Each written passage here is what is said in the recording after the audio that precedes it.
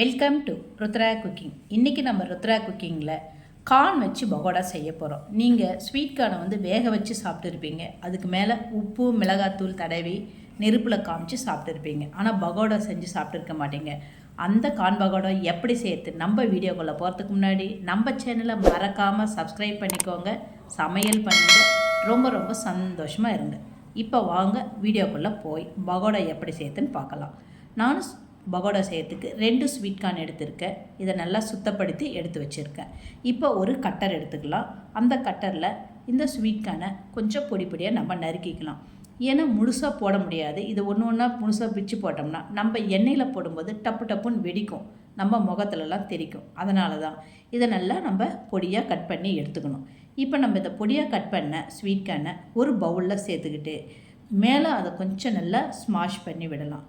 ஏன்னா 1-2 அதில் முழுசாக இருக்கும். இந்த மாதிரி ஸ்மாஷ் பண்ணும்போது அது நல்லாவே உடஞ்சிடும். இப்போ நான் வெங்காயம் கட் பண்ணி வச்சுருக்கேன். அந்த வெங்காயத்தையும் இது கூட சேர்த்துக்கலாம். ஒரு பச்சை மிளகாய், 4 பல் பூண்டு அதையும் பொடியாக கட் பண்ணி வச்சுருக்கிறேன். அதுக்கப்புறம் கருவேப்பிலை அதையும் நல்லா பொடி பண்ணி கட் பண்ணி வச்சுருக்கேன். அது எல்லாத்தையும் இது கூட சேர்த்துக்கிட்டு காரத்துக்கு 1 டீஸ்பூன் தனி மிளகாய் தூள் இதெல்லாம் சேர்த்து இப்போ நம்ம கலந்து விட்டுக்கணும்.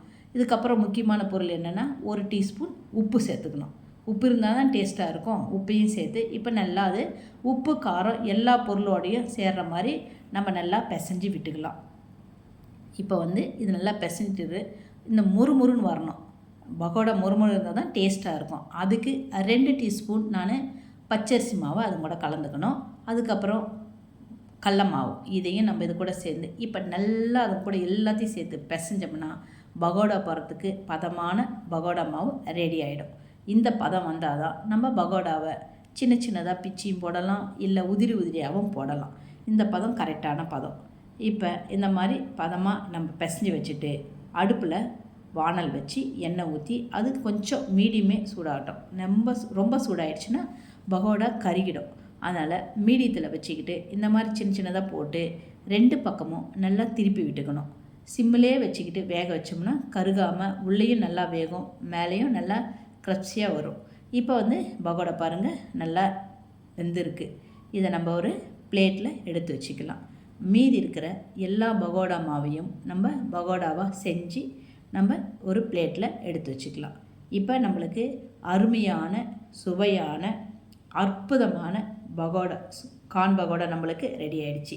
இதை நீங்கள் வீட்டில் ஒரு 5 நிமிஷத்தில் ரெடி பண்ணிடலாம். திடீர்னு வீட்டுக்கு யாராவது விருந்தாடி வந்துட்டாங்கன்னாடா கார்ன் இருந்ததுன்னா உடனடியாக நம்ம கார்ன் பகோடா ரெடி பண்ணிடலாம்.